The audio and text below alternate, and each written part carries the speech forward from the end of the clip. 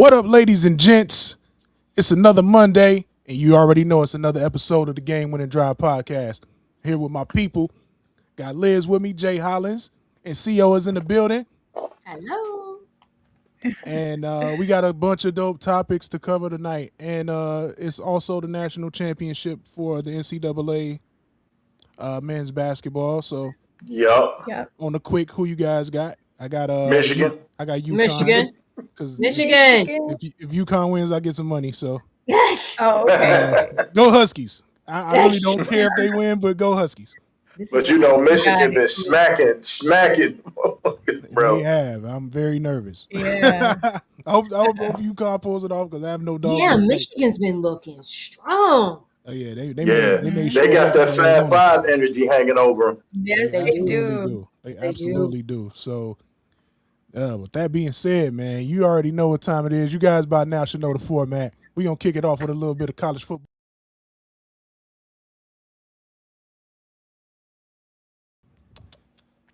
So we gonna start it off with ESPN has released their top 25, which is way too early. You know it's way too early to be releasing that. So we gonna go through a couple and then I'll just name the rest of it off. So then I want to get y'all opinions on how y'all feel about what you know from what you thinking and what you know. All right. So at number one, they got Ohio State, right? Ohio State lost 32 players to the portal this offseason. They gained 17 back and are welcoming the number 3 overall recruiting class via rivals. The Buckeyes are 2 years removed from a national championship under Ryan Day, while Ohio State lost talent to the NFL draft and the portal. They retained 2 key pieces, which is quarterback Julius Sand and all-world wide receiver Jeremiah Smith. So I'm not mad at that number one. Yeah. I'm not mad at that number one. All right. So at number 2, my Oregon Ducks. Dante Moore returns to Oregon under center was the biggest news for the Ducks this offseason. While they have new offensive and defensive coordinators, I wouldn't say that new. They just promoted up. Chris Hampton was the assistant DC. Drew Merger was the assistant OC. And now, they got the jobs. But so it's like you're going to see nuances, but it's going to be the same. We're going to push the ball down the field more. Anyway, the Ducks are supposed to be right in the mix once again after consecutive college football playoff appearances. As for the recruiting front, similar to that Big Ten for Ohio State, they lost 30 players to the portal and bought 16 in return. They're also set to bring in a number 4 overall recruiting class. At number 3, we got one of my favorite college coaches, Marcus Freeman in Notre Dame. Notre Dame will look to move on from last season's CFP snub, join the conference, and leave no doubts where the Fighting Irish stand at the end of the 2026 season. They certainly appear on that trend given the talent brought in this season. The Irish have the number 11 transfer portal class, which is 7 players. Milo Graham and Quincy Porter came in from Ohio State to bolster the offense. Marcus Freeman revamped his defensive backfield and defensive line rooms with 5 more guys. So they should look a little different. I'm not mad at this top 3. I'm not mad at number 4. Number 4 is Georgia. Georgia is the last team from the SEC to win a national championship. Head coach Kirby Smart's squad would love to be the team to throw a wrench in the Big Ten SEC rivalry by winning its 3rd title in 6 years. Unlike the other 3 teams ahead of them, the Bulldogs didn't use the portal all that much, which they never really do. Kirby has a system, and Landon has adopted the same thing. If you're old enough, you're good enough, and they rotate players in that are good enough as freshmen, right? So by the time that juniors and seniors, they've already seen the action, and they're not nervous. But they signed the 51st rated portal class this cycle. Ooh, that's kind of low. But are set to welcome in a top 5 recruiting class this offseason, the guys that they're bringing out of high school. Number 5, Kirk Cignetti and Indiana. The reigning national champs, the Indiana Hoosiers, will look to avoid a title hangover in 2026. Head coach Kirk Cignetti went to work right away to tackle this issue. Indiana signed a number 1 portal class. Of course they did. They specialize in old dudes. That included 17 key transfers, including new QB Josh Hoover from TCU, which we'll see what he does with that, because good Josh Hoover is as good as anybody, and bad Josh Hoover is worse than anybody. Recruiting wise, I got a question. Go ahead. I'm for you to take a breath, but Right. you don't. Like college is like, I'm waiting for him to pause. Back to the numbers. I have a question about number 2. So, in the NFL, teams sometimes get criticized when, like, if an OC, DC, they leave and they just promote from within versus truly opening the search, because you never know what you'll discover, right? There's a chance that sometimes it stagnates. I know it's your team, but do you feel the same way about college? Because you didn't seem to mind that they're promoting internally and they didn't look outside. Well, I'm going to tell you why. The Ducks have always promoted internally, and their best teams have been when they promoted internally. Also, Drew Merriger was there before the offensive coach, the offensive coordinator that just left, and he was there when Kenny Dillingham was the guy before him. He has been the tight ends coach and the assistant OC this whole time. And so I don't think Dan Lannon thought he was ready when Kenny Dillingham left, and then he brought in Will Stein from UTSA, and then Will Stein is left to go coach Kentucky, and now he promotes Drew Merriger up, which I think Drew Merriger is ready. Like, his installs are crazy and things like that, so I don't mind. And Chris Hampton he's just a dog. I've always thought he's responsible for that freshman defensive backfield that had all them numbers last season. But I think we're going to see more gambles and more aggression, but I don't think we lose much, because they've always promoted from within.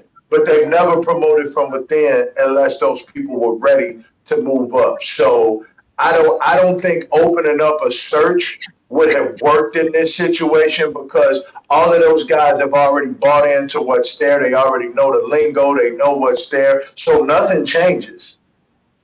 Okay. Nothing changes at all. So I don't have a problem with it. Got it. So with I think stop at 5, because like I agree with Carla. Like, you just going. I know he'd be like, right. Well, y'all can stop me whenever y'all want. I don't like interrupting you when you're talking, but I guess we're supposed to be debating anyway. Will's like, come on, now. Well, you know what? Because after 1, you stopped, so that's what I expected. Then you did it, so I was like, I did nothing, so I kept going. No, we had to let you get them off, man. That's fine. So, right. I say Ohio State at 1 is fool's gold. They had way too many departures to me for my liking. I was going to ask that question, but Well, we did steal Aaron Scott from them, and he was supposed to be a big box guy for them. So he's an Oregon Duck now. You know what I mean? So snatched him. And that was a key loss for them. A lot of people, I'm like, listen, when you see guys that are supposed because he was supposed to step up big for them this year in the slot, like he's supposed to cover the box, right? Because Oregon got their boundary guys already. They needed a box guy. Yeah. So and he was supposed to really step up and be Ohio State's box guy, and somehow Dan Lannon stole him. Yeah, I mean, Dan Lannon is probably the best recruiter in college right now. So, by far. Yeah, I feel like with the experience Oregon gained this past season, they're my favorites. They're my favorites. Yep. They got the new blood. They got the returning guys. The system is intact. The coaches are intact. Everything is set up for them to win. They have Big Ten experience. Gonna be battle tested. So I mean, I would say they're interchangeable. I agree with that. I would Notre say I would Dame. change them out. I would say Notre Dame and Oregon are interchangeable more so than Ohio State. But Yeah. I ain't mad at the Ohio State. How do you think So Kurt Signetti Wait, in Indiana feels about they're the champs and they come in and they're ranked number 10? 5. How do you think they because feel about that? everybody's gone. That's Everybody why. So left. you have to. But they did sign the number one portal class, right? They got 17 key transfers. So we'll see. But they are number 30 overall in recruiting class, like Yeah. guys out of high school. Number one from the portal, but number 30 overall. So we'll But to see your what that point, looks like. like that's also their strategy, though, right? Yeah, but here's the thing. If they don't have no depth, it's going to show late in the season. Yeah. So I'm worried about their depth. They lost a huge amount of. They Players. graduated a lot of kids. Yeah. yeah, they did. See, I don't agree with it. I'm with Ill as far as I would switch off the Ducks with Ohio. But you're saying you would switch. You would make Notre Dame number 2 and the Ducks number 3. And the Ducks number one, yeah. Oh, the Ducks number 1. Okay, I was gonna say Mhm. why are you putting them? No. There? But you know me, I don't like when people pay too much attention to Oregon. It makes me nervous. I don't I like knew it. you were gonna say that. He's trying to hide Yeah. them and hope that nobody notices. I'm putting the Bulls Right. on Yeah. y'all back, brother. And Yeah. It is. I'm actually, for me, I'm going to move Ohio State down to 3. Notre Dame is at 2, and Oregon's at 1. Oregon's at 1. Who's at 4 for Now, you guys? here is a team that I think is I'm ranked too low. leaving Indiana where they are. Yeah. I think Texas should be ahead of Indiana. Texas is number 6. You know, we have yet to see what they'll look like in year 2 of Arch Manning. The national title aspirations are there. They're hungry. They missed out on the playoffs last year. And, you know, Manning will have a new wide receiver one in Cam Coleman to throw to, right? He is headlining Texas transfer portal class, and they should do some things. Oh yeah, Texas Tech number 7. See, I think both of these teams are rated too low. They got Texas Tech at number 7, right? Because they broke the bank this offseason. Like literally, I think those guys are going to be. You know, Texas Tech was the biggest spender last year, and the Red Raiders didn't have their money this offseason. They went crazy. Coming off a Big 12 title run, CFP berth, you know, they're at the forefront. You know, I feel like they are where Oregon was 4 years ago. They signed a pair of 5-star recruits. So we'll see number 2 overall transfer portal and number 19 overall class, not count. Number 8 is Miami. They lost a lot too, so I'm cool with that.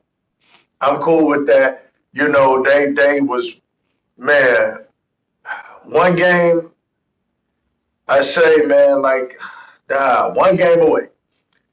And I think they're back in the running, but I'm not mad at this because they may have lost outside of Indiana more than just as much as Indiana. Texas A&M, they're sneaky. They have been really sneaky. They just missed out on the playoffs. You know, they've kept key starters on both sides of the ball. Quarterback Marcel Reed, wide receiver Mario Craver, and DB Des Ricks.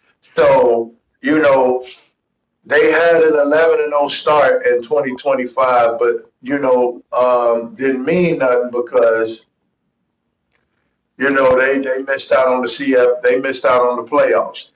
So I expect them to be back in the running. Number 10, LSU. Oh. Lane Kiffin. They giving Lane Kiffin too much credit already, That's bro. what I was gonna say. Yeah. Just because he's there, they're a top 10 team because, I mean, they kind of And they're kind of mid. You know what I mean? They portal class this offseason and the number 12 overall class, but I feel like they putting the cart before the horse right now. All right, and rounding this out at 11, Alabama, 12, Oklahoma, 13, USC, 14, Michigan, which I think Michigan will wind up rated in the top 10 Yeah. at some point this season with Cal Whittingham as their coach, because Cal Whittingham just fits Michigan's personality. If you watch them at Utah, hard-nosed, smash-mouth guy. He's all about physicality, old-school coach. And even at damn near 70, he looks like he can run out on the field and play right now. Oh wow. That's a fact, and I like the talent that Michigan is returning, and Yes. with the For new sure. coach For sure. the new coach's scheme is going to be very beneficial to the talent that they already have on Oh, deck. absolutely. Cal Whittingham is a coach's coach, and he really knows how to coach ball. So Yeah, Michigan is going to look a lot different and a hell of a lot tougher this year. So at 15, we got Tennessee, 16, Ole Miss. Which damn, that's a low ranking for them Yeah. with Trinidad Chandler's coming back. But okay, 17, Penn State, which I wouldn't have Penn State ranked in this at all, but that's just me. 18 BYU, 19 Florida, 20 Missouri, 21 Washington, 22 Iowa. That's pretty low for Iowa. 23 Clemson. I wouldn't have them ranked at all either. yeah. Clemson guys, they got something to prove. Yeah. 24 South Carolina and 25 Utah. So that's their top 25. You know, see how that rounds out for those guys, and yeah, that's it for that. What the hell? All right, there we go. All right, So you think Notre Dame will pick a conference since they kind of punished not them this last year. They're going to be forced. No? They're going to be forced. They might be forced after this year because what I'm about to bring up next may Yeah. force them Okay. to so my good friend and y'all's President Bud A. Buddy,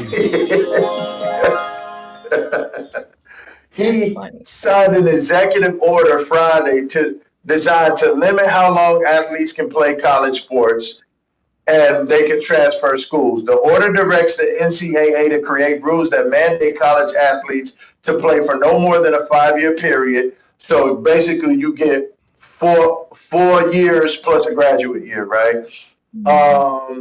And allows them to transfer only once before they graduate without having to sit out a season. The rule changes go into effect August 1st. A school that plays an athlete who doesn't meet these new limits could risk losing federal funding. The order also states that the NCAA should update its rules to create a national registry for player agents and create policies that prevent schools from cutting scholarships or other opportunities for women in Olympic sports in order to pay their athletes. I'm going to get to that, but let me finish. College sports cannot function without clear agreed upon rules concerning pay for play and play. That can't be endlessly challenged in court, as is the case now, the White House said in a news release about the order. Multiple lawyers who work with colleges and their athletes told ESPN they believe the judges will rule the president's order to be unconstitutional or unenforceable if challenged in court. So now, let me get to this. First of all, he talking about taking money away from women's and Olympic sports. You know what pays for everything in college? Every athletic and program in college is paid for by football and basketball, and mainly football. They pay for everything else. Nobody's giving you money for rowing. Nobody's giving you that kind of bread for women's basketball. Sorry. And I love watching women's basketball, but nobody is giving you that kind of bread for that. Nobody's giving you that kind of bread for lacrosse. You know what I mean?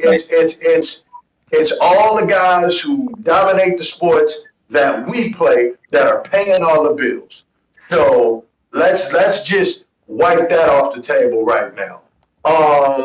Also, this thing is going to be trucking is unenforceable because the thing is, at the end of the day, it faces high risk of being invalidated by courts as it targets areas previously deemed unlawful and unconstitutional, right? So the key aspects of the expected legal fight is going to be antitrust vulnerability. Legal experts believe the order's restrictions violate antitrust laws by curbing athletes' rights. You notice how no players are involved in any of this or represented, right? And this is going to set up a clash between federal law and the NCAA status as a private organization, which means he shouldn't be in that business anyway. At all. Well, here's the thing. Even before that, I'm like, how are you going to regulate a private entity by executive order? You're not a legislator. You don't make laws. Sorry, and no, that's okay. And even before that, we have a whole war going on, and he's writing an executive order. And you're concerned about what I said when it first came out. You don't have football. more important things to be thinking about? I'm just asking. Football should be the last thing on President Buday's plate right now. Right. Lowering gas prices, something. Thank you. Yeah. But it gets a little deeper, right? As far as transfer restrictions, the directive to limit player movement to one-time transfers is expected to be invalidated as similar rules were previously struck down by federal courts. That was one of the biggest things. Like, you can't regulate where I go and how I play. Also, my favorite, the federal funding threats. The order attempts to enforce compliance by threatening the removal of federal funding for universities that do not adhere to the NCAA style rules. That's going to be struck down because you can't do that because you don't agree with, like, these schools are allotted that federal funding, right? Industry disagreement. While some of the NCAA have lauded the move for providing clarity, others argue it violates the current athlete revenue sharing model up to $20.5 million annually and affronts the legal progress made in the House settlement that has already been passed. So it's like you're trying to strip all of this away with this thing. So this thing will never see the light of day on August 1st. First of all, they're private. So you can't write an executive order for something private. You're violating, like, antitrust. You're like, get out of the business. Get out. It's become dumb at this point. This is a bunch of them mad because they can no longer control a bunch of these kids who don't look like them. And these kids are able to set themselves up. And some of them ain't even going to the league because, let's be real, the NCAA is a farming league for pro sports. It's a farm league for pro sports, right? And a lot of these guys are getting the bag and it's like, yeah, I've already put my body through enough. I'm out. I'm not even going to the NFL. I walked out of college with $6 million. I'm cool. Deuces. So we'll see. But this thing isn't gonna really stand at all. No. It's not. Anything to be a distraction. Anything. It's dumb. And listen, he need to be worried about them people over there in Persia, aka Iran, where he was like, open the effing strait, and they was like, yeah, we lost the keys, bro. Come get them. So well. You know what? It was open before his BS.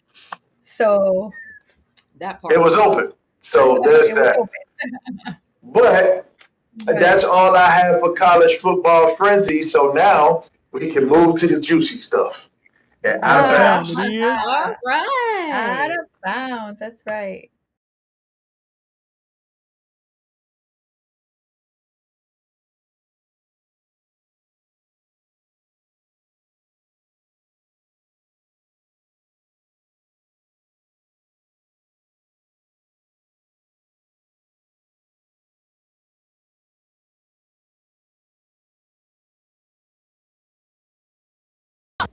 He needs some milk. Go all the way old school and have how do rumors get started? Right. I just keep aging myself. I do. Damn, you just aged all of us out. I keep doing that. Listen, we Gen X. We proud Gen X too. Hey, Oh, absolutely. Yeah, these 100%. the Gen Z stare is a frightening thing to see in person. Be looking at you, him downstairs. That's what that look Him like on the screen. downstairs. Oh, that's funny. All right, Liz. Okay, so Out of Bounds, and the saga continues with these. I'm gonna call them podcast wars. Uh-oh. I got Let's strong see. opinions on this one. Oh yeah. Okay, so I have a timeline. There's like a timeline. Okay, on March 18th was when Cam had, just to recap real quick, was when Cam had Jason Whitlock on his podcast Fourth and One. And so, basically every chance Jason Whitlock got, he spoke negatively about Stephen A. Smith, calling him a fake, a puppet, a joke, etc., that he lied about his college basketball career, etc., etc., etc. Okay, so on March 23rd, Stephen A. Smith responded to Whitlock on his podcast Straight Shooter, and as we know, he let him have it, like expletive after expletive. You're a fat ass piece of shit, vile, despicable, demonic, right? And then, and then toward the end of that, Jason Whitlock rant, he kind of sort of to me came at Cam. He said, Cam Newton, next time, he said, because I love you. If you're going to interview somebody and bring me up, don't just sit there and let them talk. Ask questions, let them prove it. Let them prove it that I'm a fraud. How? What facts do you have? If you're going to bring me up and you're somebody in my inner circle and you talk to me, grill them. Don't just let them talk smack. Okay. Who gets to go first? Hold on, because I'm not done. Go ahead, because you got the most to say. You got the floor. Oh, yeah. So it was March 23rd. On March 24th, Cam responded to Stephen A. Smith. Let's see, about the next time ask questions, right? He's on Fourth and One again. He said, let me remind you, ladies and gentlemen, and all members of the council, the reason why Fourth and One was created was to hold everyone accountable. Yes, whether I like you, love you, hate you, despise you, at the end of the day, you are entitled to feel how you feel and to your own opinion. Let's see, Jason Whitlock is a person that has voiced his opinion about Cam numerous times, amongst others. So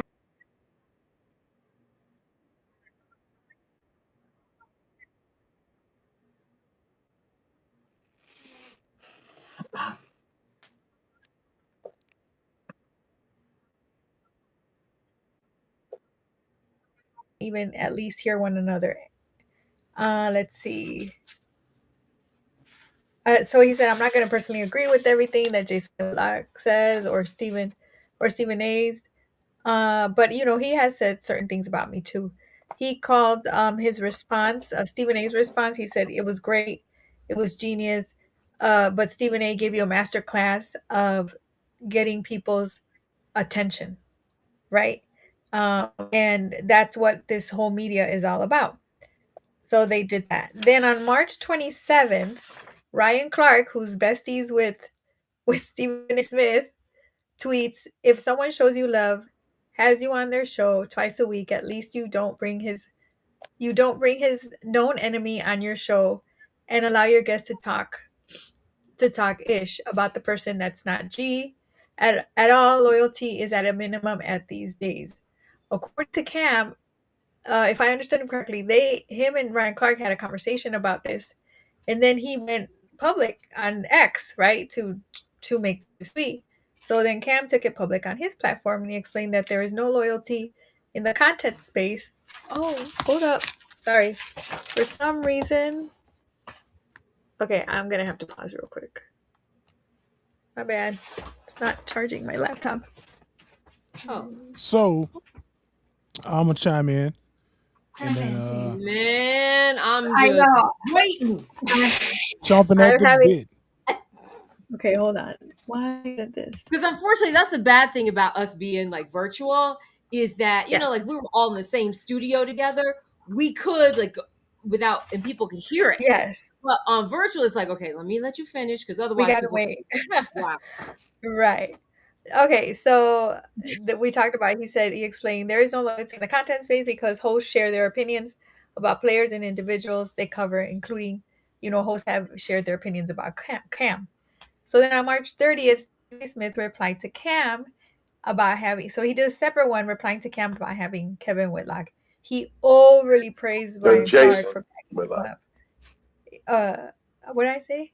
No, You said Kevin. Yeah, I'm sorry. So he replied to Cam about having Jason Whitlock. Sorry, and to okay, but he overly praised Ryan Clark for backing him up and speaking up. He brings up Ryan Clark's response on the pivot, also about not needing to be messy, because Ryan Clark also spoke on the pivot, his show, about not needing to be messy and how he doesn't play about his people. That Stephen A was surprised at what Cam said about loyalty in the industry. He said he didn't have any problem with Jason Whitlock being on Cam's show. Said something that should alarm everyone that this isn't the loyalty business. And respectfully speak for yourself. Kevin and I have spoken, so I'm not saying anything to you that I haven't said to Cam. And Stephen A doesn't agree that this isn't the loyalty business. He talked about owning their platforms and being able to say what they want to say and not say what they want to say. There are things that I can say about Cam that wouldn't be the best look, but I don't bring that up. You're my man. I don't need to do that. But then says that Cam did not bring Jason Whitlock on 4th and 1 to talk about Stephen A. Smith, but then you asked him about me. Okay. Which is a lie. That. Right, he didn't ask him about him. And I don't know, you're complaining about, you're saying you can say what you want to say on your platform, I can too. Okay, then what's the problem? Well, I just feel okay, like... listen. Let me tell you something. Okay? Let's clear Fuck all that. Go ahead. Get off. Go ahead. Get off. Do your shit. Okay, I just need to remind people, there was a time Cam couldn't get any play at all, right? The dress, the hair, the outfits, nobody would. So, but Stephen A, whether you like him or not, this ain't even about Stephen A as far as I'm concerned. You get it, come on your show twice a week, and then he's starting to build off of that, right? He launches his own podcast. Do you think, like, let's say we all on here right now, and I know that Jay, Liz, one of y'all got somebody that does nothing but talk mad shit about you. I don't give a damn what the hell's going on. They can't come on my shit and talk about you. They just can't do that. Straight like that. You know what I mean? And then the thing about I did watch part of it with Cam and Jason Whitlock. He didn't push back. Ask questions. Like, he just let him just spew. No, I'm sorry. And again, I got a rebuttal to that, but I'm gonna let you finish. It's not even about me being a Stephen A fan. It's like, you just don't do that. That's my take. And what all money is not good money, and I get the clicks, and it's the new media and all that other shit. But I'm sorry. At some point, you gotta have principles. That's just me. Oh, they got me heated. Go ahead. Who want to go next? Well, I'll jump in. I'll chime in. So I feel like this, right? So you're going to let him come on the show and almost like take over your show for the day. Mm-hmm. Get off everything he wants to get off. Diss whoever he wants to diss for the day. Mm-hmm. You know what I mean? And then just, you know what I mean? Bye. All right, y'all. Thanks a lot for letting me, for being able to say my opinion. Well, you're not doing it on here. Now, okay. The devil's advocate says that Cam, hey, I'm gonna just let this fat mouth dude turn me up right quick. I'm gonna let him let him turn me up. Hey, he's saying all types of BS, and he's lying about some of the stuff. I'm gonna let him turn me up because I know the rebuttals are gonna keep on fanning these flames. So Cam was very strategic by not like interjecting a whole bunch of sitting back. I'm gonna get this dude all the rope he wants to hang himself, and then everybody else. It's provocative. It gets the people going. You know it. Right. I'm okay with provocative, but me and you can't be cool And I'm over there Okay, saying, nah. hold on. So let me ask this. Cam had Funky Friday and 4th and 1 before he ever Yep. touched First Take. Yeah. And he was doing numbers, Sure. astronomical numbers. Yep. Stephen A. Smith is not slick. When they got rid of Shannon, who can I bring on that's going to help boost my numbers? Here's the thing. I've watched Stephen A. closely, and I don't say nothing about him because I, like me personally, I don't have nothing against him, but I really don't care for him, right? Because, like I said, I can't do the Diet Stewart Scott shit, right? And that's not my thing, right? So I respect what he's doing. He is a leader in this, but make no mistake, he didn't increase Cam's numbers. Cam's No. increased his numbers. How many times also have we watched what Stephen A. Smith did to Max Kellerman and didn't say anything? We also, a couple years back, huh? I did. But Okay. He Max Kellerman is not okay. Yeah, because the thing is, Max was loved more than him. So he had to get him up out of there, right? Because Max would have been the spearhead and not him, right? Yeah. So for me, at the end of the day, I'm looking at it like this. Here is how I'm looking at everything. We just watched you go on Melo's platform a couple years ago and bash LeBron, and that's Melo's homie, right? And then you went on a LeBron bashing fest, right? That's what you did, like until your higher ups put belt to ass and showed you how much more important LeBron is to their bottom line than you, right? So for me, Cam didn't do anything that hadn't been done by Stephen A. Smith to others. Stephen just doesn't like it because it was done to him, right? That's why he doesn't like it. He has an issue with it. When he went on Melo's show, because see, I haven't watched, because you watch way more podcasts than I do. But when he went on Melo's show and he was talking mess about LeBron, what did Melo do? Did he just let him go, or did he push back? He didn't really push back much. It wasn't no argument had, but here's the thing. Cam, how well does Cam even know him, right? Cam ain't like here. My laptop died and I don't know why it's not charging. I have the charger. Here, come get mine. My charger. Okay. Look, but my thing is this, right? How well, like Cam and Stephen A. ain't homies. They have a business arrangement, right? This is what they have, and I liken this to the Big Meech 50 Cent situation.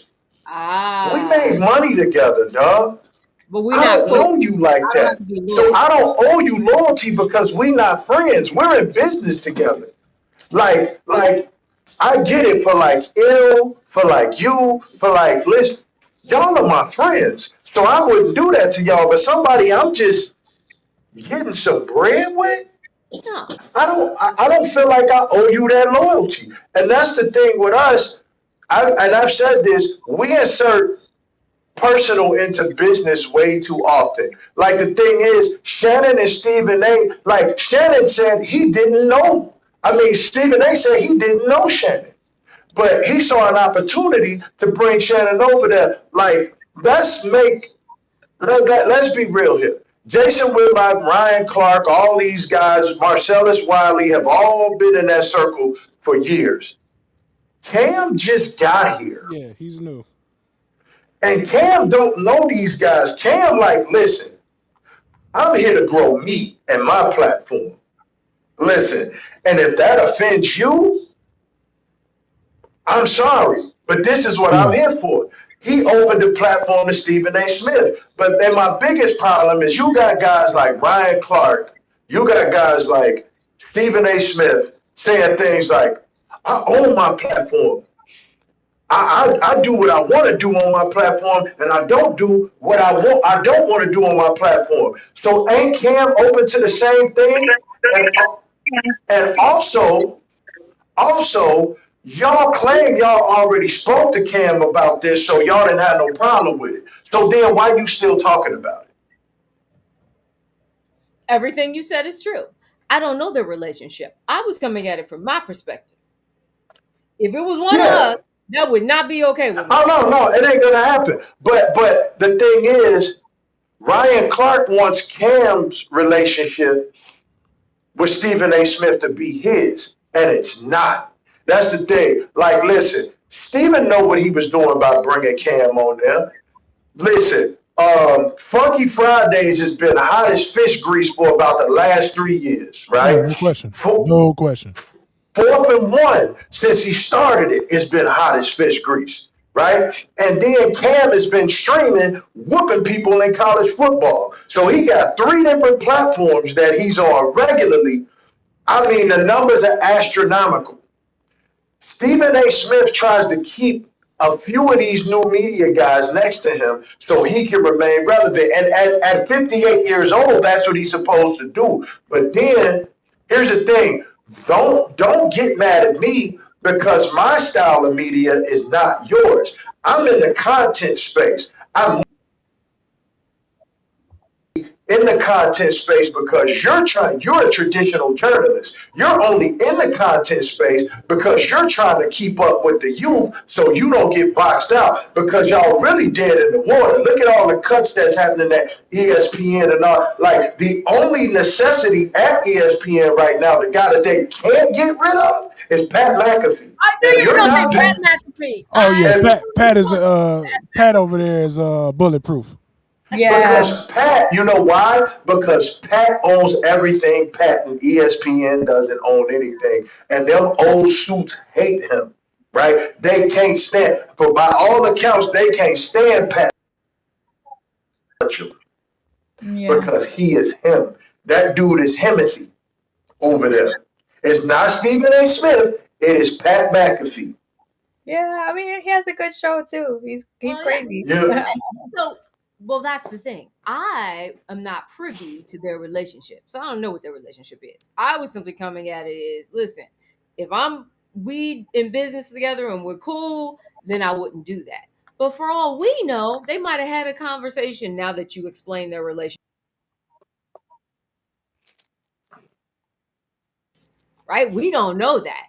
Well, he said they didn't. He was like, Cam didn't let him know, right? And the thing is, again, if you ain't my people, I move how I move. We just in business together, right? I don't owe you anything. But he was like, look, Stephen A, like, I'm coming on there. But the thing is, you telling me I didn't defend you, bro. I don't know you to defend you. I don't know what's true about you or not. You and this man, y'all both said y'all came up together. Y'all are both 58 years old. Y'all both started out in this space together, right? So y'all have history. So I'm allowing him on here to tell his side, and then you get on here and you tell your side. I don't have to defend you. You come on here and defend yourself. Cam's 35, 36 years old. These dudes are 58 because there was a time they both were talking about Cam the way that they talking about each other. Oh yeah. Yes. Especially when he didn't fall on that fumble, and you don't think Cam ain't forgot that? Yeah, they grilled him for that. But he really could have fell on the fumble. Absolutely, he even said it himself in hindsight. I agree with that. That's neither here nor there. Sometimes we have brain farts at the worst time, right? We just do. And so I get that. But here's the thing. You talking about personal shots. Stephen A. Smith saying things like, oh, they donating a jersey to LeBron's kid. That's not a sports take. That's a personal take. So that's why LeBron ran down on him like, hey, bro, watch your mouth. And you didn't talk tough to that man when he was in your face. But as soon as you got on that mic, you poked your chest out. But when you was in front of that man, your chest was in like this and your shoulders was damn near touching, right? So miss me with all of the rah-rah and tough talk, because the thing is, when that man confronted you and said, hey, watch your mouth about my son, and he walked across the court and stood face to face with you. Yeah. And if you knew if you said the wrong thing, that he was going to bounce you off the hardwood and pay any lawsuit that was coming his way. because he got enough money to do it. Yeah. You knew that. So what did you do? You tucked your tail. So I don't want to hear all this tough talk, bro. Like, because if it was that, it would have been that, right? And my thing is, I'm with Cam. Cam is 35 years old, right? Brand new 35 years old at that. Y'all 58. Y'all came up together. Y'all know more about each other than I know about either of you, right? So guess what? I don't know. He said, listen, it ain't my story to tell. Yep. Stephen A gonna come on here and tell his own story. And I think Cam took the absolute right approach in that, because defend what? I don't know what you did or what you didn't do. Exactly. What would he defend? 36, Like how? soon to be 37. Huh? He's 36, soon to be 37. It ain't 58. It's not 58. Yeah. But those two guys are. Them guys Actually, have been doing their thing. Some of the people listening to this may not think we agree, but we actually agree. No, we do. I mean, listen, would I do that to y'all? Hell no. But we all have a relationship. Right. Yeah. But if it's just somebody that, like, again, like, and I hate that, oh, man, you my man, like, oh, we not family, bro. I just got here. I don't even know you like that. You brought me here to increase your numbers. And people always miss the play. People miss the play all the time. I am a very observant person, right? Extremely observant. Look, that was the play. I'm gonna look, Shannon. I can't use Shannon, right? So who else can I get? Cam over here doing numbers. Let me yank him. So now, listen. Cam don't owe him no more than what he got. That's what he owed. That's what he owed. He's not owed nothing else, and he's giving him the platform to come on there and to and tell his story. Tell his side of the story and say whatever he wants. And I think that's old. Yeah, I didn't know that were friends. I believe that's old. I definitely believe that's old, and he'll get that. He'll definitely get that. So it is what it is, right? I think I personally agree when I turned the camera. If it's business, well then that's what it is. But if we cool, that's different. Yeah. No, for sure. But like I said, that's why I was telling people, y'all forget how well do that. Like I listen, I had this same take when it came to Meet Your 50. We did a business deal together. We got some money. I don't know you, bro. Yeah, that's where you got to draw the line. This man was putting money on my books and everything over here and keeping my name alive in the streets. Yes, sir. You came way later and did business with me, because when I was trying to do business with you before I got locked up, you wouldn't do business with me. You only here now because it makes sense to you. But this my man's. You just a dude I got some bread with. So yeah, that's my take on that. Yeah. No, I agree with Carla, with Theo, and you, Jay. It just depends on the relationship, for sure. No, absolutely. For sure, because I know I've had people at work come up to me and start talking about someone who's actually my friend. I'm like, hold up.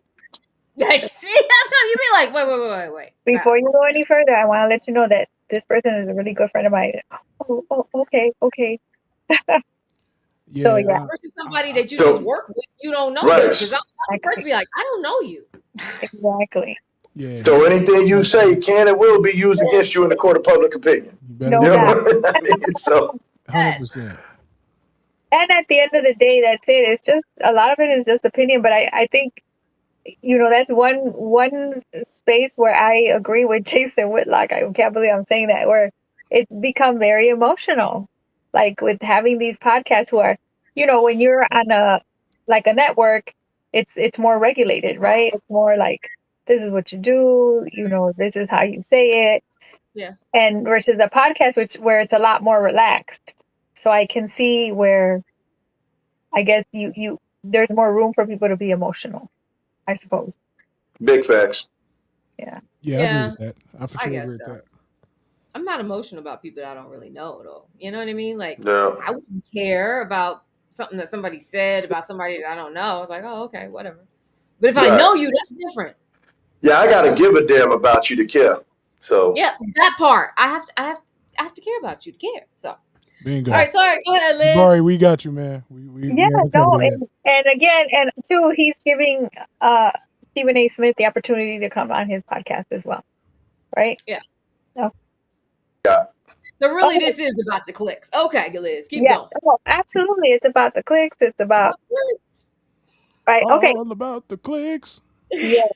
So football was pretty quiet this week. Everybody's been on their best behavior. So the We oh lurking though. For, We lurking for when y'all not.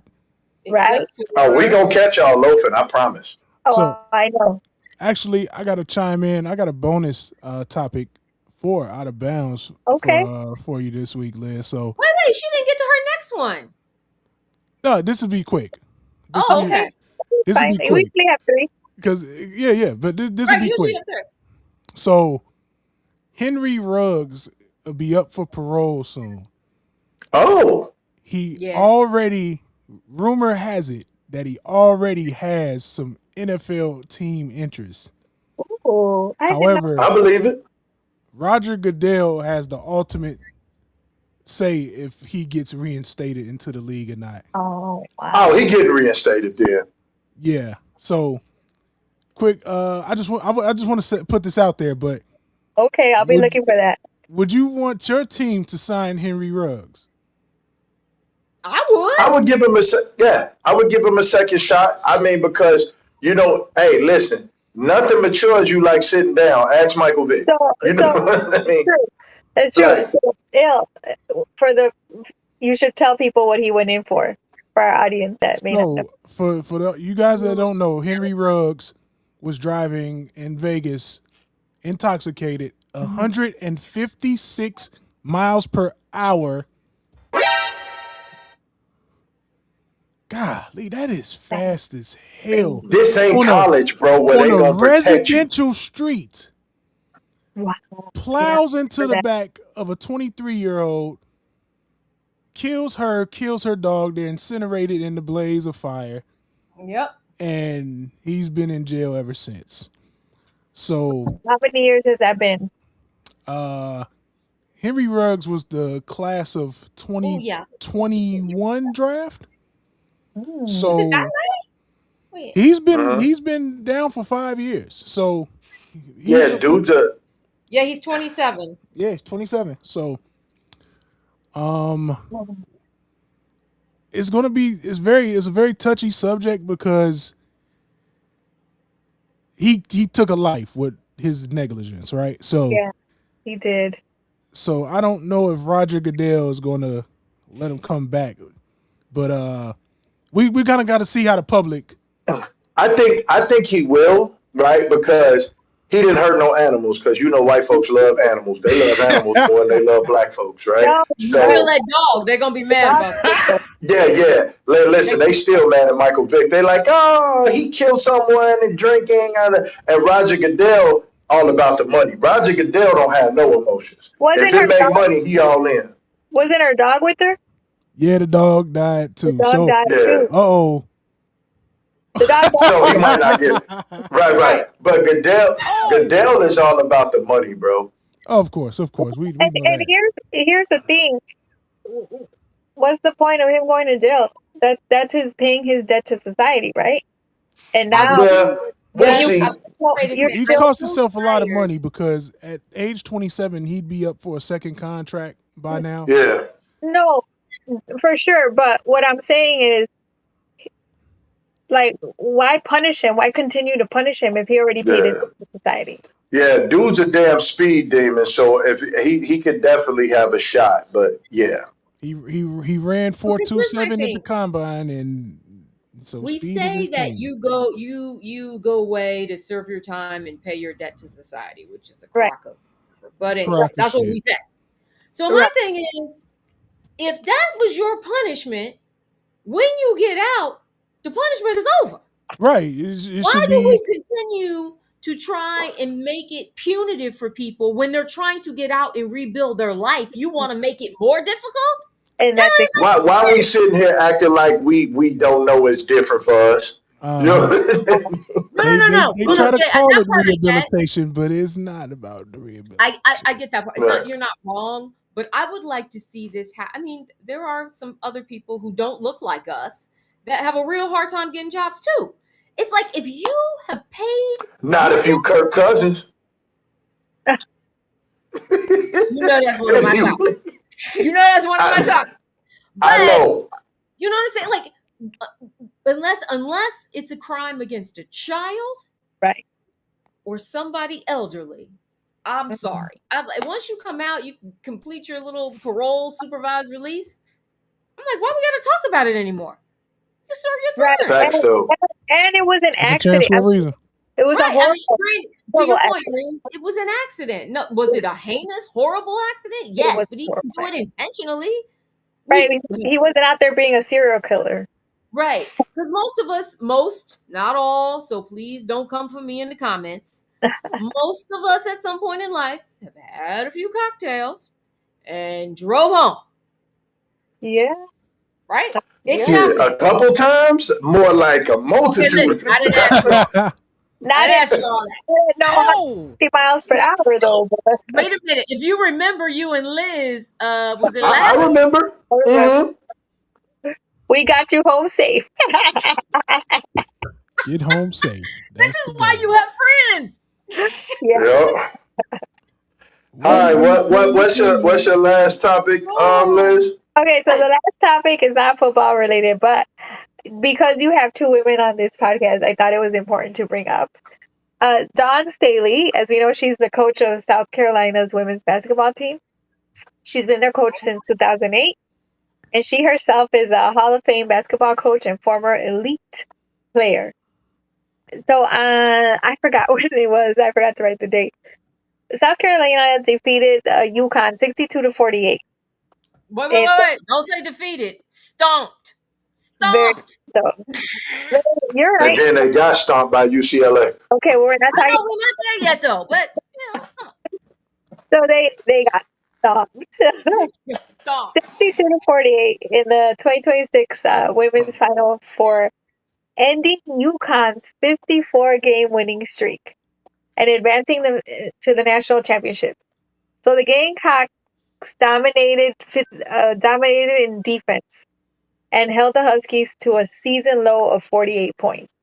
I guess they dominated so much in defense, players' jersey got ripped.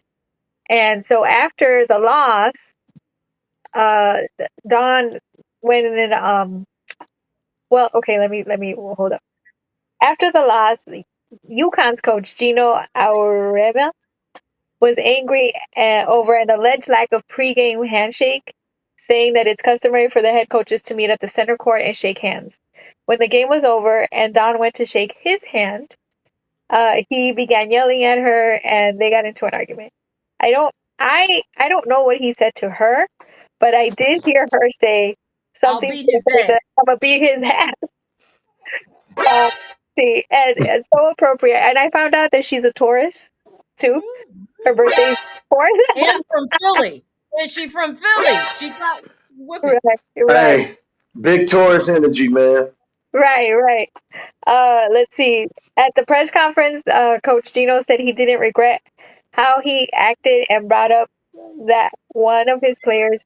Well, he didn't regret how he acted toward her, and he brought up that one of his players had to change jerseys in the middle of the game, and who does that? And the refs weren't making calls. So to me, it seems like he had an issue with the refs and took it out on Dawn. Also, Coach Staley at the press conference did not give the incident much light and told the press to ask Coach Gino what it was about. A day later, Coach Gino issued an apology. And Jay, because I'm on my phone, I can't see it. Can you see it? Well, you're on your phone too. Let me see. I'll get he issued an apology to the staff, not to her. It was to the staff and players. To the staff, yeah. And that's the problem. Like, that's the thing about it. He's so disrespectful. And the thing is that if that were a male coach, I'm going to even take a leap here and say, even if it was a male coach of color, He wouldn't have He went at wouldn't him. have did that. He wouldn't have. So that's why I was upset. Like, just how disrespectful. This woman Yes. just, her team, she coached them. They beat They you, dominated. dominated you. And here's the other thing. He wins all the time. Have you seen Right. him on the sidelines going nuts at the Nope. refs and stuff? Of course. So he's giving us Hell no. all this other BS when it's really about the fact that your team got whipped by a woman, black coach. That's why you're mad. Let me tell you what this is, right? The game of basketball has gotten so pillowy, cottony soft that Dawn had a disruption scheme for them. Disrupt, because UConn plays like a well-oiled machine, and Dawn was like, we gonna clamp them. And they was playing that 90s style Detroit Piston defense where these girls couldn't get a shot off. Somebody's jerseys got ripped, and the ref wasn't calling no little ticky-tack fouls, and they was letting them be physical, and he was crying about it, and he didn't get the calls he wanted, and he wasn't gonna jump in those refs' face, but he thought it was all Kool-Aid with Don, until Don was like, what are you talking about? Listen, they're not used to losing, right? And they're not used to losing. My girls can't get a shot off. That's called defense, brother. That's his fault. Yeah, That's called defense, brother. Clamps, brother. Clamps. Yeah, listen. You also add the whole point that it was a What we do in football? Strapped. Strapped. You couldn't listen. My girls couldn't get a shot off. Hey, that means South Carolina did their job. It's like, listen, we wanted to break up their flow. They play with a flow. They play like a well-oiled machine. We want to monkey wrench it. So we're going to disrupt. Every time you shoot, it's going to be a hand in your face. Anytime you drive, it's going to be a body on you. Anytime you try to pass through the lanes, we jumping in it to get the ball. Anytime you try to do anything, we own your ass. And they ain't never been played like that. So he was emotional. That's all it was. Super the emotional. other thing is too, it's not like he hasn't lost to a woman coach before, right? The old coach at Tennessee, Pat, what's her name? Summit. Yeah. Right? Yeah. But he never got in her face like that. Yeah, LSU, right? So miss me with all the rest of that. That's right. And two, if I was just emotional. We've seen it before, and we'll see it again.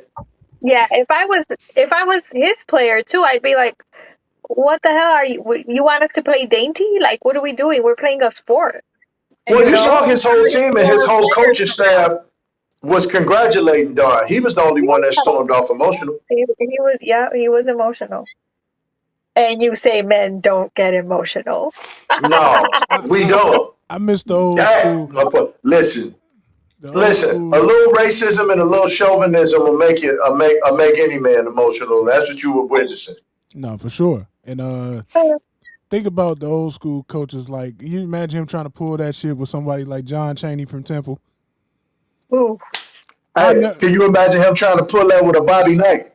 Oh man, you get checked on that. John Thompson, Georgetown. It ain't fly.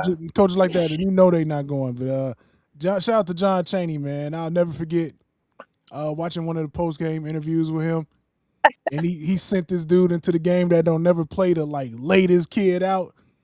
And they confronted him about it at the post game, and he said, "I should have never have sent in the goon. I was in here." Oh my god! He referred to his own player as the goon. Listen, man, you know what? Listen, I can't even watch hoops a lot no more because you can't touch nobody, and when they get touched, they cry. You know what I mean? Like, listen, think about all them whoopings that Jordan took playing Detroit. Oh man, yeah. They forget about a hand part of the ball. They were clotheslining him out the air. Yep. I remember one play, Rick Mahorn flat out just foot swept Michael Jordan. Yeah. There's no other way. They said the game plan was to keep Air Jordan on the ground. Out there. How do you keep him on the ground? You ground his ass. And that is how South Carolina played UConn. Yes. Unreal, Period. man. Yes. And that's why they curb stomped them. It Physical is what it Yeah. is. basketball. They played them physical and they got it done. Stop crying, Yep. Yes. Gino. Stop crying. Right. Go drink some milk, right? Right. Oh, he needs some milk. All right. All right. I'm gonna bring it right back to football. Bringing it right back to football. In April 2014, Don famously caught a 30-yard touchdown pass in South Carolina's spring game. So there you go. Right back to There you football. go. You know it. She Yes, did. I saw the tape. She got hands. he did. They She were caught it showing with her you. hands too, not with her stomach. Yeah. So, I wish they would have been able to take it all. That would have been awesome. But, Yep. it is what All it is. right. But I that's think it that's for all it. yeah. All right, Thank you, man. Liz. Sorry for all the technical difficulties. I don't know what's going on. It be I guess like it's that. my turn. We good though. So you know what time it is now. Yeah. Time.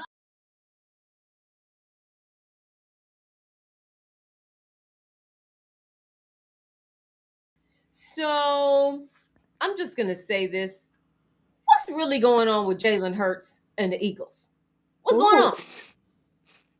So Hey on man. one hand, they are now reporting, obviously, all last season about the lack of creativity, lack of synergy in the Eagles attack.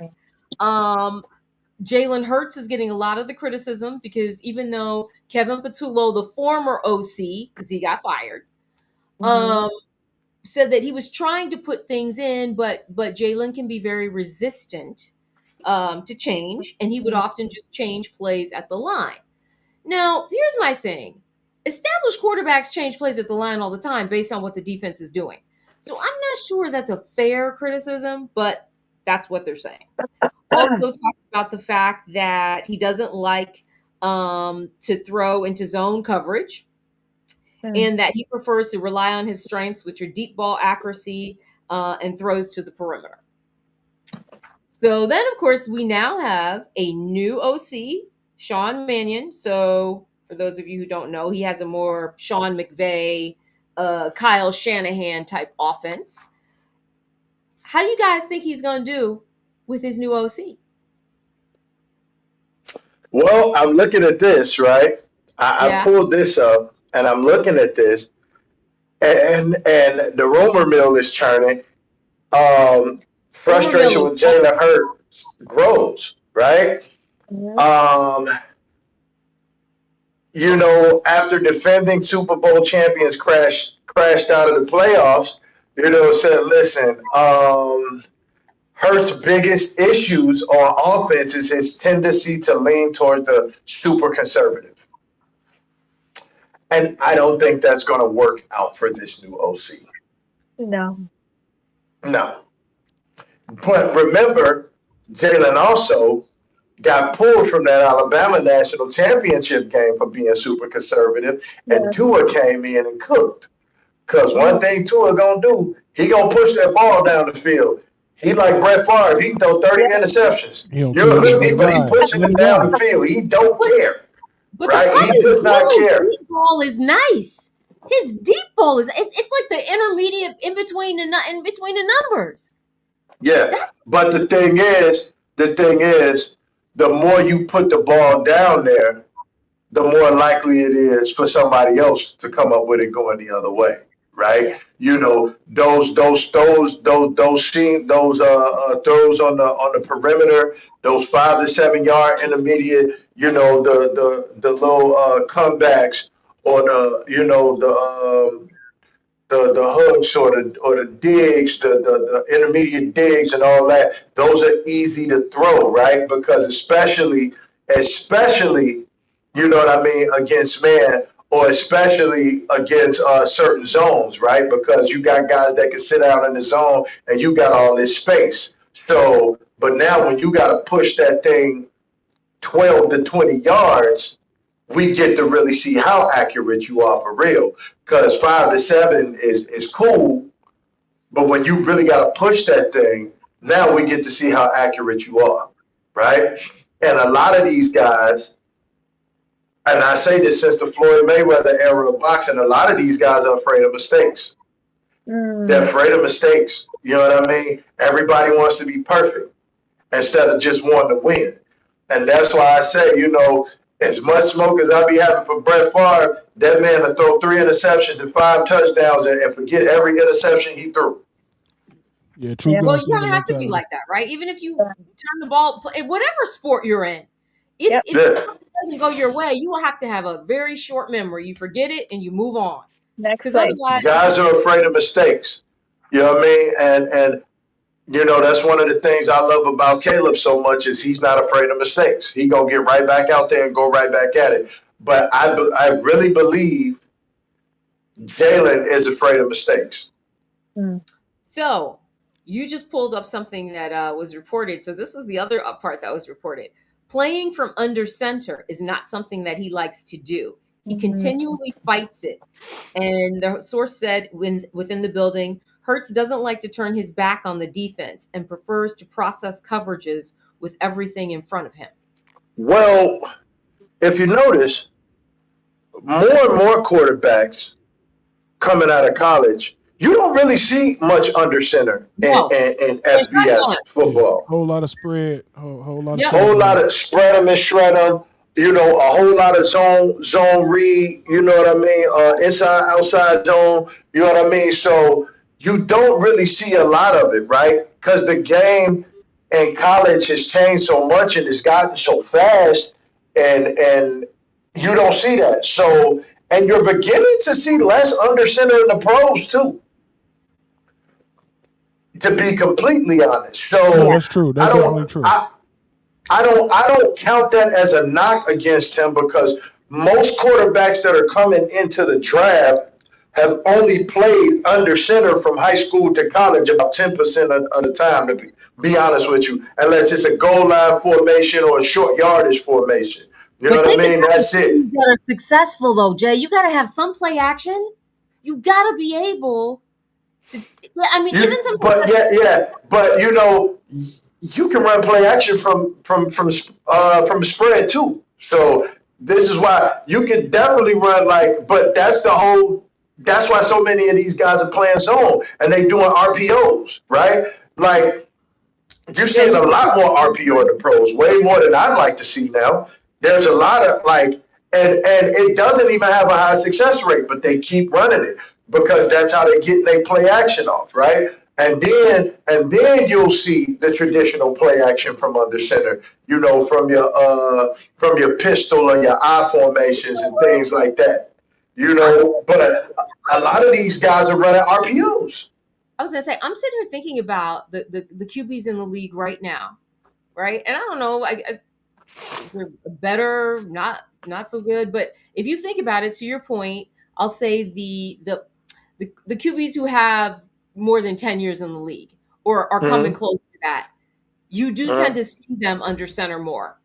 But I do think it's something that the young guys, they need to add it to their, you know what I mean? Like they need to add it because you don't want everybody to always know what you're doing. Well, you can only do what the system you play in allows you to do, right?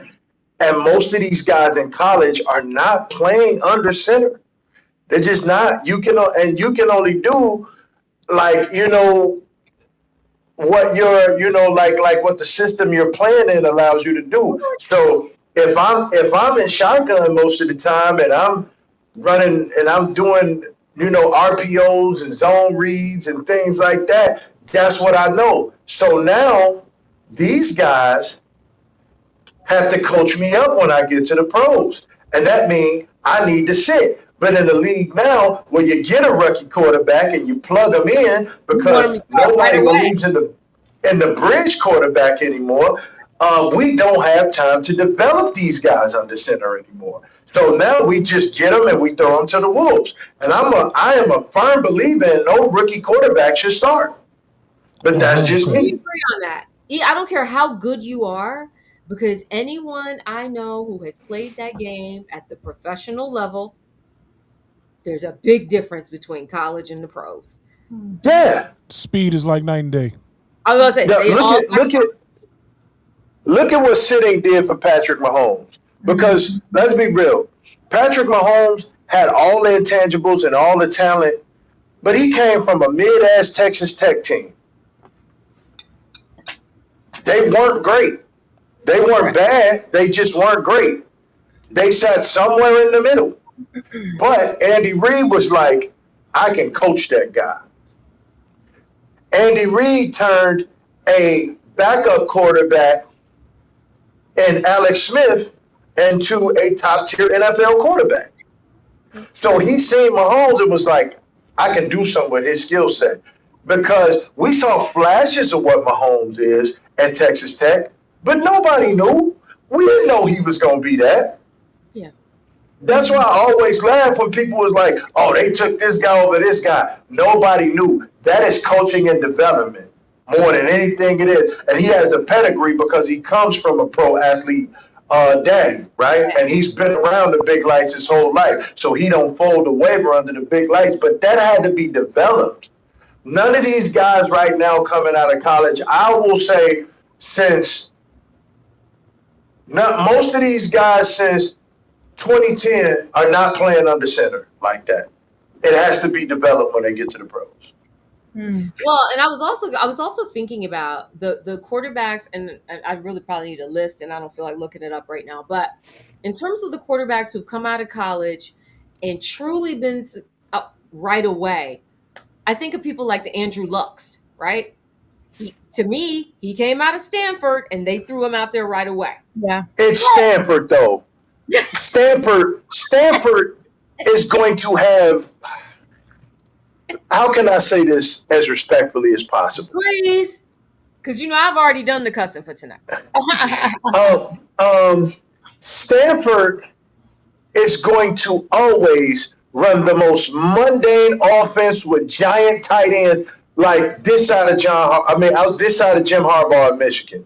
They're going to get you 5 million tight ends. They probably going to have like 2 receivers in the rotation and 8 million tight ends, a big-ass offensive line, and a 6'2" running back that weigh 230 pounds.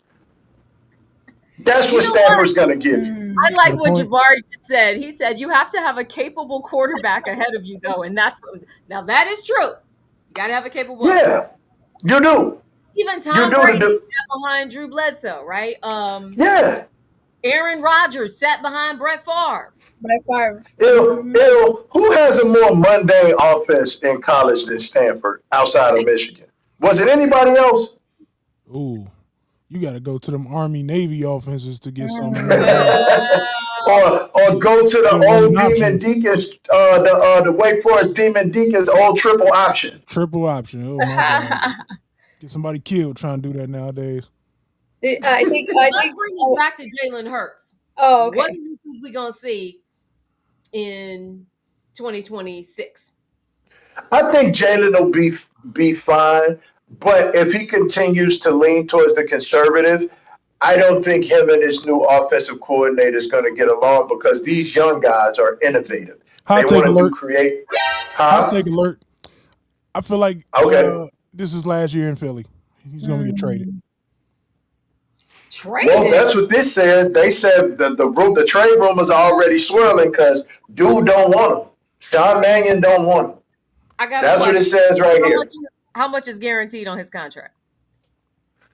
Oh, what was that? Not last season, season before. That number is crazy still. Yeah. I think Jabari had also asked if the Bears could afford for Caleb to sit. Well, they didn't have a good quarterback in front of him, though. Nothing. So that's probably the Nah, Caleb was your best option no matter what was going on there. So unless we went out and got look. Which is going to lead me to next, but we're going to come to that. $110 million fully guaranteed. That's not a whole lot of dead money considering it's a quarterback. And it's total guaranteed is $179,399,000. All right, okay. And it's Philly. Yeah, you know they ain't eating that kind of dead money. No. They ain't gonna be stuck with him. Does not do that. Yeah, which included a $23.294 million signing bonus and a no trade clause. Ew. Oh, He ain't going nowhere. Oh no, y'all stuck with him. Sorry, Philly. yeah. But They- I am gonna give him the benefit of the doubt, and here's why. This is also a quarterback who is what? This is his 6th offensive coordinator, and Yeah. you know what I mean? Facts. Yes. Good point. Is he the most Like, I can't even decorated? trust you. I don't even know if you're gonna be here next year. That's probably why he sticks to what he's most comfortable with. I was gonna say that. Is he the Yeah. most disrespected Super Bowl winning quarterback ever? Ever? I don't know if ever, but he Well, They be talking about who's- Jalen Hurts like he's trash or something. He's not trash. He's not Trent Dilfer. Right. Like he's Trent Dilfer, like he who's another good name I could throw Trent out there? Dilfer's the ultimate game manager, bro. That's what I'm saying. He's That not is not Trent Dilfer. Jalen Hurts. I mean, we do have to give him some. I do want to give him the benefit of the doubt because you've been in the league 6 years. You're gonna have to be on your 6th OC, Right. and in that time, you managed to win a Super Bowl, and well, you went to 2, won 1, and even in the one you lost, your stats were great. Yeah. So Yeah, maybe he it's gets super disrespected though. Yeah, maybe it's also a trust thing. Like, I don't even know if you're gonna be here next year. Right. Mm-hmm. That's a great point. Whereas the people who have continuity, whether it's Josh McDaniels and his quarterback, or Kyle Shanahan and his QB, like, you know what you're getting, so then you can build trust, coach, develop. But that could be also why Jalen leans more on himself as well. That's what we just said. That's yeah. what Liz just said. Yes, that could be it. Like, I feel like we should give him, they should give him the benefit of the doubt. The man has had a new OC every year. And you know, For you're sure. right. The way they talk about him, you forget that he won a Super Bowl. He went to 2. Yeah. And balled And out. won one. Yeah. And Balled won out in one. both games. Yeah. And how about this? Unlike the one that they want to try and give the GOAT ring to, even though he ain't nowhere near the GOAT, unlike him, who didn't perform well in Super Bowls, he's had a couple of those. Jalen played well in both of his. Yeah. Mm-hmm. Yeah. Exceptionally well. Yes. Yeah, I just don't think that's fair. They trying to So- run this man out of town like he Peter Tom Willis or something. I think they eventually gonna succeed. Like they like look, they treating Jalen like he Jay Cutler, and he's not. He is not Nope. Jay Cutler. He is not. No smoking Jay. He is no And he seems to smoking be Jay. about the team, so I'm going to give him the benefit of the doubt. Let's just hope that his new OC sticks around for a couple of years, Yeah. though. Yeah. So we can We'll see. What? Okay, Jay. So, I only have one more topic tonight. I'm instead of doing the other one. So, can we just talk about Kirk Cousins? Wow, we were just talking about him. I want to be Kirk Cousins. I want to Me be Kirk too. Cousins' agent. I want to commit the kind of robbery that Kirk Cousins has committed with no weapon. Right. He Not just no gotta- mask. No Gotta look mask. dumbfounded about it, like the finesse 2 times. He see his contract, he just like So- dude. He is going to get $20 million in guaranteed money in 2026. It will mark the 11th consecutive season that Cousins' contract is fully guaranteed. Yikes. Wow. The deal, Shout out to his agent. There is nothing statistically or career-wise that warrants this for Kirk Cousins. Absolutely nothing. And I'm not saying that to crap on Kirk. I watched his documentary when he was in the whatever we watch, and he is a really good guy. And I think he's going to be a great bridge quarterback for Fernando Mendoza because they both God and Christian and Jesus freaks, and they're both tall and weird looking, and you know what I mean? I think they're going to get along great, Yeah. right? I believe they're going to get along great, but there is nothing about Kirk Cousins. There is nothing about Kirk Cousins' skill set. There is nothing about Kirk Cousins' stats or win-loss record that warrants the kind of money he's received. Nothing.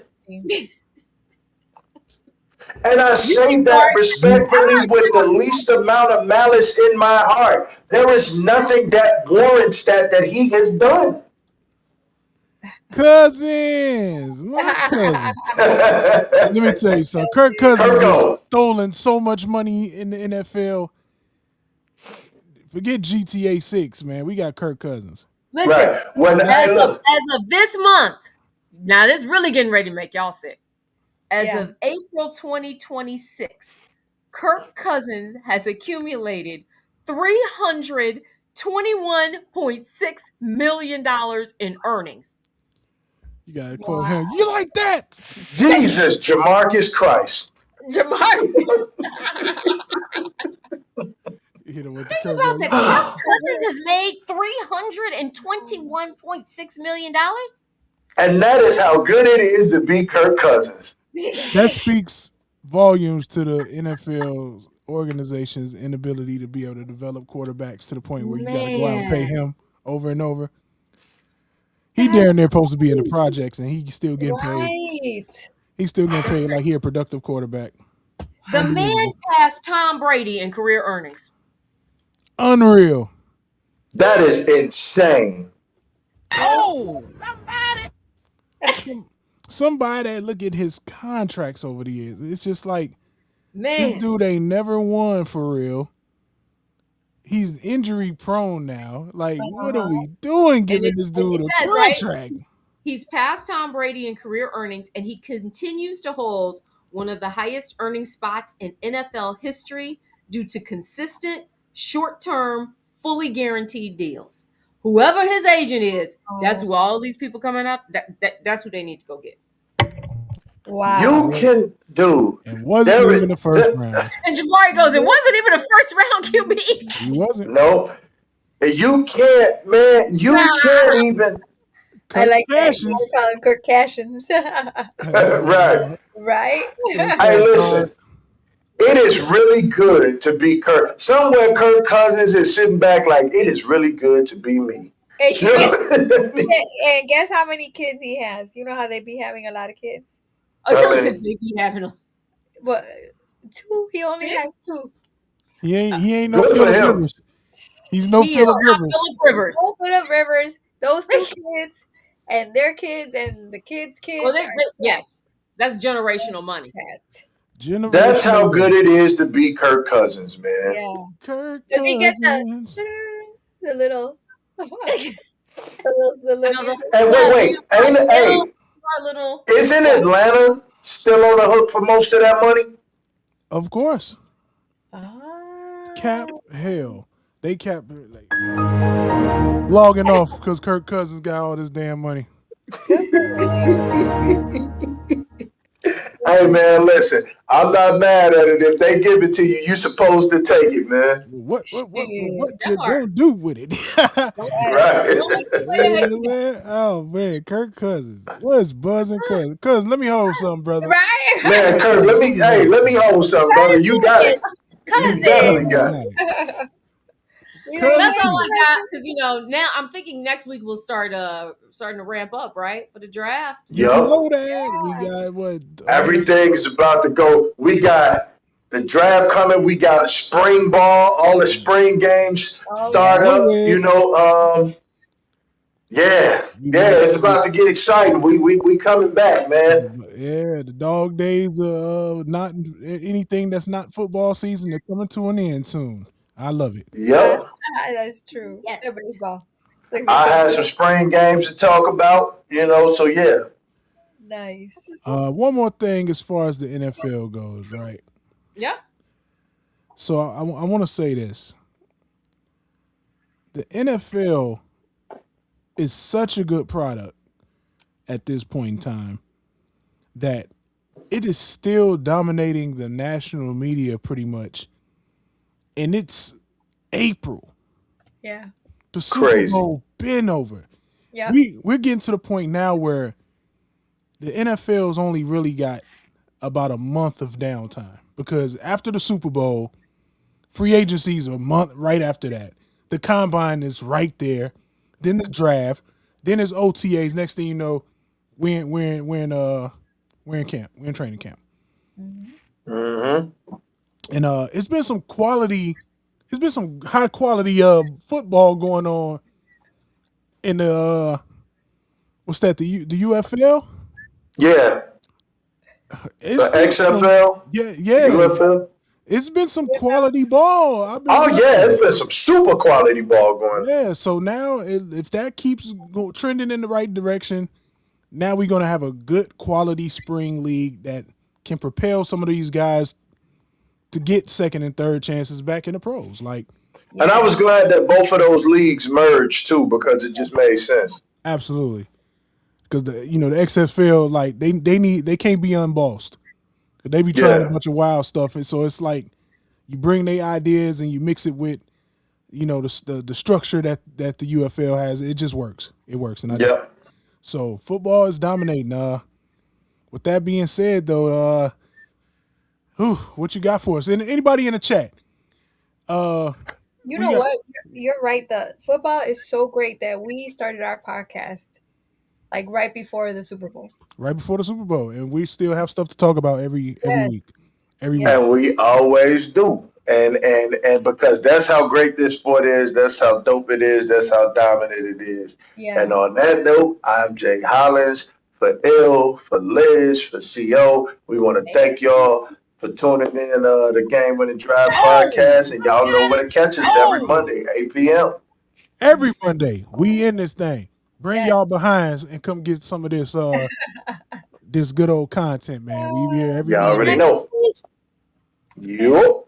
Thanks for sticking with us through our technical difficulties. Tell all your friends. Tell your friends. Yep. All good. Peace.